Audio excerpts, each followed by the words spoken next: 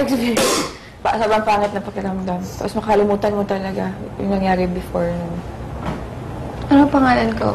Ano nangyayari? Parang... Tulad yun. Yung last na maalala ko. Vicky, stay with me. Don't go. Don't leave me, don't leave me. Ang pangalan na... Don't leave me. Stay with me. Stay with me. Stay with me, my love. Sabi mo gano'n. Sabi na yung dagdag. Gagawa na eh.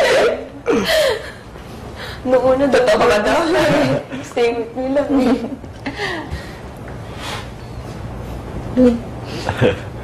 Kaya na niyo. Ano nag-epilepsy ka daw? Sige, ganun ka. Talaga? Oo. Saan yan? Tsaka sinampal ka Nung na. nakahiga ka na. Habang binubuhay? Nung pumata kang ganun, tapos nakahiga ka sa ganito ni Daniel, gumagano ka. Ba't ka nagaganyan? Sabi niya, pag gano'n daw dapat pinabuhusan ng tubig. Paano? Ba't yun lang? Stay with me, my love. Stay with me, my love. Totoo? Tapos sasound ka siya naiyak. Nakaluhod, parang usap over. Ganun. Para yung mga boy Pilipino.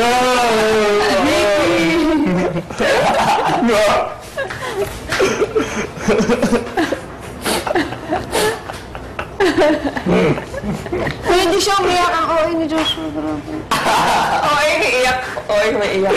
Hindi sa joke, ito pa yung market niya alam. Tapos paglabas namin sa fashion topic namin, ahas. Lahat kayo pumasok sa confession room? Hindi. Pumasok kami una siya lang, tapos pumasok kami lahat para tingnan ka. Tapos pinalabas din kami, huwag daw kami magkumpulan. Meaning matagal ako na himatay? Matagal. Pinakuha pa si Joshua ng tubig, tapos pilo. Una sa story. Uminom ako ng tubig? Hindi, parang kumakain. Ano patay? Hindi na, tulog ka.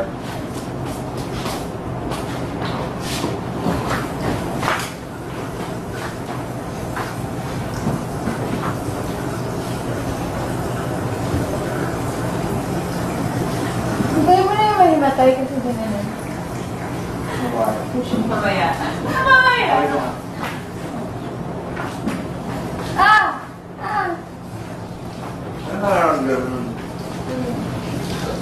Ayan, ano yun?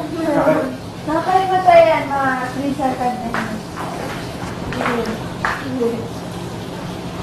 Hindi.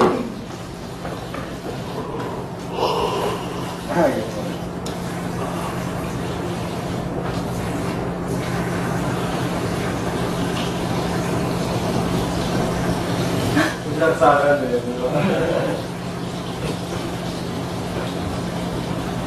Loudspeaker.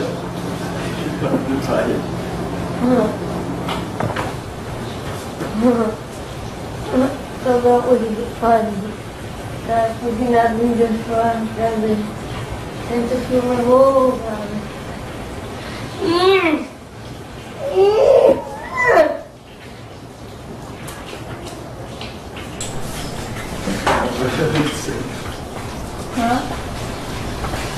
Kaway. Tapos, sigari. Pagising ko. Hindi nga. Saan? Bawal naman ito sa akin, di ba?